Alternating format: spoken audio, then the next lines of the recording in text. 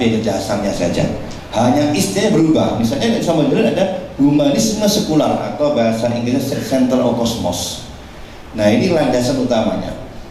Apa? Ini faham filsafat yang menganggap manusia sebagai sentral kosmos, pusat, atau menempatkannya di titik sentral. Jadi ada anggap bahwa dalam filsafat ini bukan modern, dalam filsafat dalam istilah modern namanya humanisme sekular, itu istilah modernnya. Istilah dalam di Caujame itu istilah sofastoia nanti belakang. Jadi ada paham filsafat bahwa manusia ini sebagai hakikat sentral. Semuanya itu harus sesuai dengan apa yang menjadi hal yang dapat diterima oleh manusia. Dengan demikian baik dan buruk itu tergantung dari persepsi manusia. Karena semuanya tersentral pada manusia. Kenapa seperti itu? Karena landasan teologisnya, karena Allah mengatakan laqad walaqad karramna bani Adam. Allah telah memuliakan anak Adam, manusia. Salah satunya diberikan anugerah berupa apa? Akal. Yang membedakan kamu sama kucing, kamu dan anjing, kamu dan kuda dan sapi apa? Akal. Kalau lainnya bisa sama. Sapi punya kaki, kamu juga punya. Sapi punya zakar, kamu juga punya. Cuman yang gede punya jaran. Sapi jaran bisa jima, kita juga bisa. Punya syahwat, ya syahwat. Takut iya, lapar iya, kenyang iya, haus iya, sama. Punya perasaan iya, punya cinta, punya dendam, ada. Di hewan ada semuanya. Tapi hewan tidak punya akal. Akal dalam bentuk apa? Bukan otak. Kalau otak ada. Hewan tuh punya otak enggak? Punya otak. Kalau kamu nyembelih kambing itu kemudian dimasak, kepalanya itu yang enak bagian apa? Otaknya. Bahkan otaknya hewan bisa jadi lebih besar daripada otak kita. Otaknya gajah mungkin gede mungkin ya, kan gede kepalanya itu kan. Di otak itu ada sistem, ada dua sistem, berisi dua. Kalau secara sains ya, ada chipnya, ada apa di komputer namanya? Prosesornya, ada prosesornya. Di dalam prosesor itu ada dua, dibagi dua. Yang satu prosesor untuk mengatur gerakan, mengontrol. Salah mengontrol. Saya bisa begini karena ada kontrol ini kan. Kalau rusak kontrolnya, tidak bisa. Orang stroke ketika rusak kontrolnya kan tidak bisa jalan. Anak kecil baru lahir itu belum sempurna akalnya. Karena belum sempurna akalnya maka tidak bisa kontrol. Anak kecil itu kalau gerakan tangan kan tidak bisa. Obat terus kan. Karena salah kontrol belum berfungsi.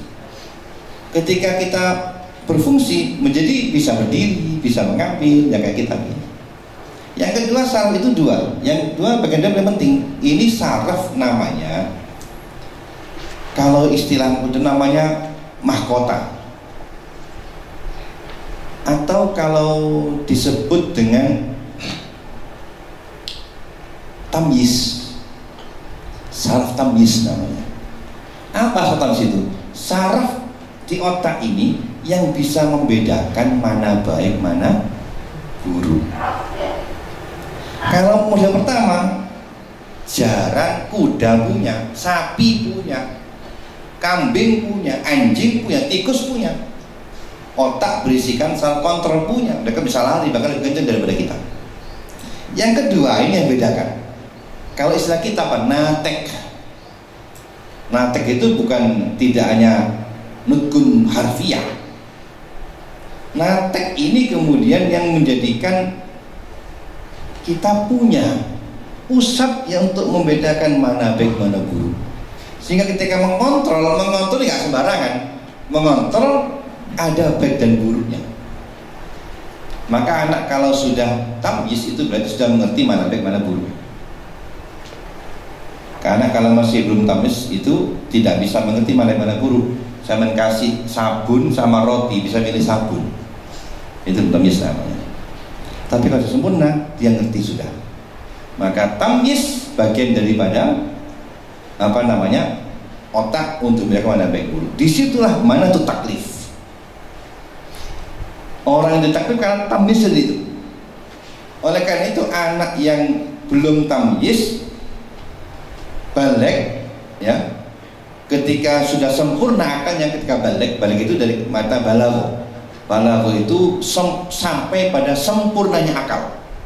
Proses sudah sempurna ketika sudah bisa dengan baik mencerna mana baik buruk, maka taklif turun di situ. Nah, kuda tidak punya, kemudian kambing tidak punya, ayam tidak punya. Buktinya apa? Ayam itu dia setelah kawin sama maknya, anak juga dikawin juga. Itu karena tidak punya saraf yang kedua tadi itu. Kita punya, di situ letaknya. Maka Allah memberikan kita kemuliaan karena unsur tadi itu, dan itu taklif diberikan. Oleh karena itu, ini menandakan kita oleh Allah itu diberikan kuasa untuk membedakan mana baik mana yang buruk. Mana baik mana buruk. Maka semua kembali kepada kita. Oleh karena itu dalam saya loncat itu. Dalam istilah filsafat yang kita bahas, yang kita kaji di dalam kitab usul fikih, kita menemukan namanya kelompok sufastoiyah. Bisa dalam akidahnya katakan hakikatul asya tsabitun wal ilmu bi muhaqqiqun khilafan sufastoiyah. Semua hakikat segala perkara itu sabit ada untuk kita. Jadi hakikat kebenaran itu bukan kita menentukan, tapi ada zat yang menentukan. Siapa? Tuhan. Ada kebenaran yang absolut, mutlak, sabit, tidak dapat digoyang. Meskipun akal kita tidak menjangkau, yang menentukannya adalah Tuhan. Itu menurut Islam yang kita yakini. Tapi menyalahi pada pendapatnya kaum sufastoiyah. Bahasanya sufastoiyah. Sufastoiyah itu kalau kita rujuk kepada istilah filsafat modern disebut dengan kaum sofis namanya. Kaum sofis. Nah, kaum sofis ini salah satu tokohnya adalah namanya Protagoras. Itu imamnya lah gambarannya. Protagoras itu berkembang sekitar 490 sampai 42 sebelum Masehi. Karena kan Yunani kan. Nah, dia mengatakan begini, manusia adalah satu-satunya standar bagi segala sesuatu. Itu kalamnya tadi siapa? Syekh Protagoras itu. Manusia adalah satu-satunya standar bagi segala sesuatu. Ini saya ambil contoh, itu kaum sofis, pemuka kaum sofis. Jadi saya ingin menekankan yang diingatkan di sini bahwa kajian filsafat modern tidak berbeda dengan kajian filsafat yang kita pelajari, cuman bahasanya berubah. Kenapa? Maklum kita menggunakan kitab Turos, bahasa Arab lagi. Sufastoiyah berubah menjadi sofis, dan tidak ada Syekh Protagoras sudah tidak ada sudah. Artinya sebenarnya kita pelajari itu tanpa kita sadar, dan dari situ kita dapat mengetahui landasan pemikiran kelompok-kelompok liberal dari situ. Ini contohnya. Nah, Protagoras ini yang menjadi salah satu landasan melahirkan aliran atau ajaran dalam filsafat modern disebut dengan humanisme sekular. Kalau dalam Islam, dalam Jauh-Jame namanya apa? Pendapat tahsin wa takbih al-aqliyaini.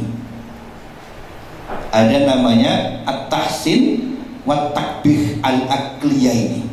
Itu dapat kamu temukan di dalam kajian mengenai syariat syar'u man qablana.